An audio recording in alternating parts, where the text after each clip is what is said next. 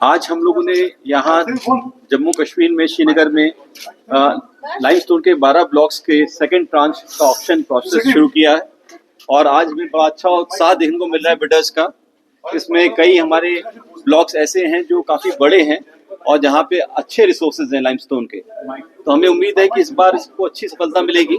और जम्मू कश्मीर में भारत सरकार का एक विशेष ध्यान रहता है कि यहाँ ज़्यादा से ज़्यादा तेजी से विकास हो, औद्योगिक विकास हो।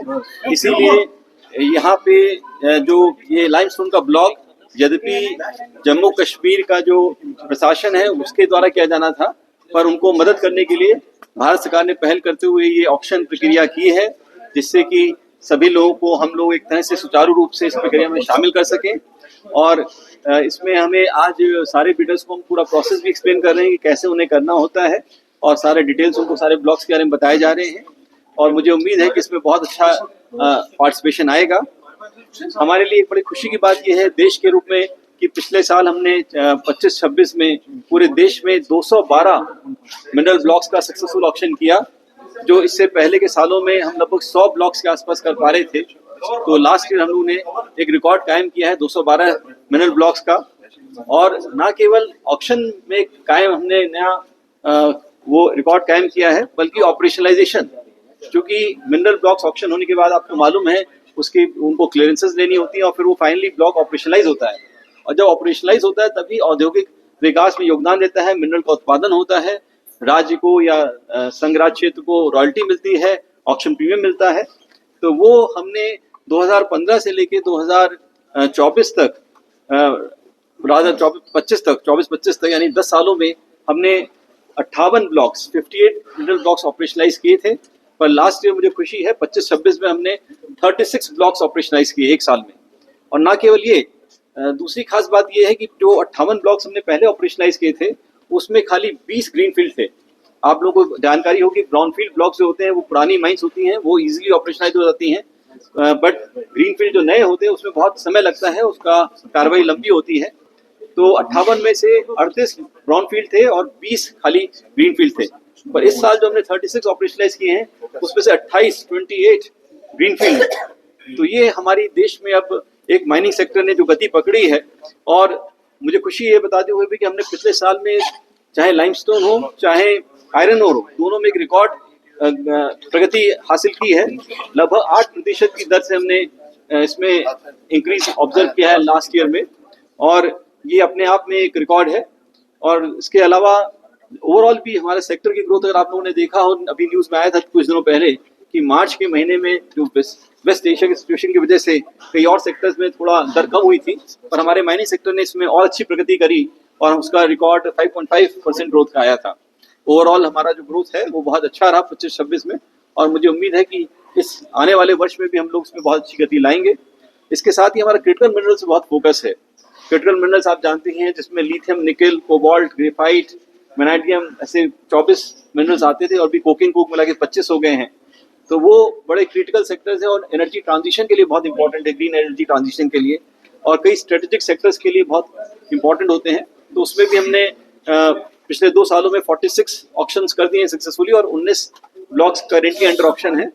तो उसमें भी हम लोग पूरे प्रयास में है कि देश की हम जल्दी उसमें एक अच्छी value chain, crossing value chain भी डेवलप कर सकें। सर, जिस तरह से आपने कहा लेकिन कई बार ऐसा होता है कि आप कुछ कॉन्ट्रैक्ट देते हैं, कॉन्ट्रैक्टर मनमानी करता है, क्या प्रोसीजर आपने रखा है ताकि एनवायरनमेंट को भी कोई नुकसान न हो? नहीं, इसमें अब देखिए, अब भारत सरकार ने इस बारे में बहुत कड़े नियम लागू कर दिए हैं कि इसमें आपको मालूम होगा एनवायरमेंटल क्लियरेंस लेना हर प्रोजेक्ट के लिए लाजमी होता है और उसकी में कंडीशंस लगाई जाती हैं और कंडीशंस इतनी डिटेल्ड होती हैं, उसमें ऐसे ही माइन्यूटली सारी चीज़ों को ऑब्जर्व करके कंडीशंस होती हैं कि उनका अगर वो पालन करते हैं तो फिर एनवायरमेंटल में डिग्रेडेशन का सवाल ही नहीं होता।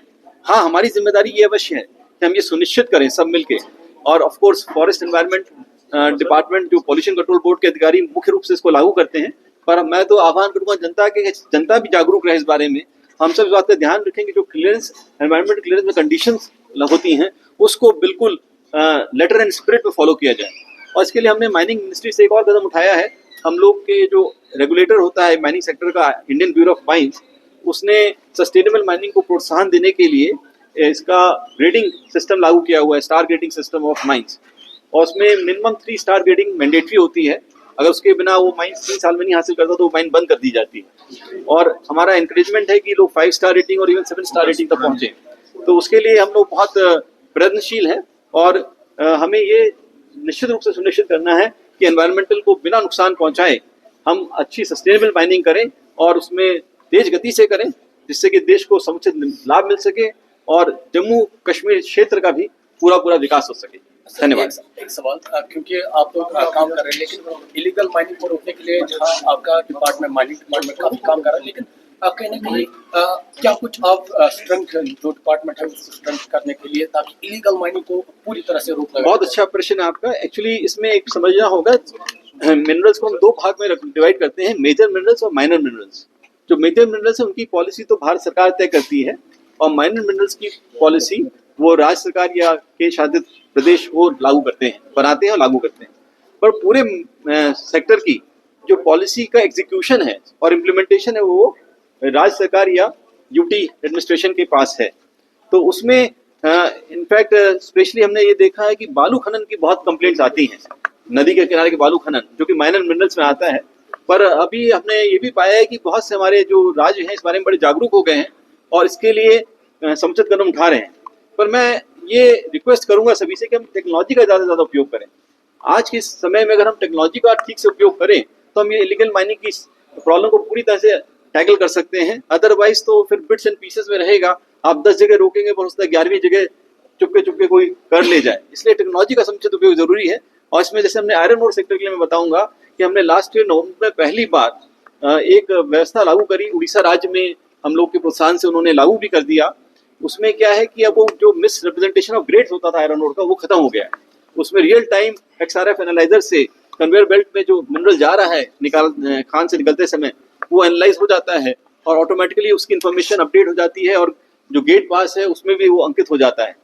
तो ऐसा ही हमने सारे फिर राज्यों को एक आदेश जारी किया था इसी साल फरवरी में कि वो सब भी अपने अपने यहाँ इसको अगले 15 महीनों में लागू करें। तो हमें ये टेक्नोलॉजी जैसे ड्रोन सर्वे है, हम लोग IBM में आजकल ड्रोन सर्विस का यूज़ कर रहा है, हम sure director of geology and mining इसका उपयोग कर रहा होगा। तो हमें ये सारे टेक्नोलॉजिकल मेजर्स को जैसे RFID वाले गेट पासेस हुए, इन सब चीज़ों को ज़्यादा से ज़्यादा लागू करना है जिससे कि कोई भी इलीगल माइनिंग की शिकायत ही ना मिले। हमें पूरी तरह से हम समस्या का समाधान करें।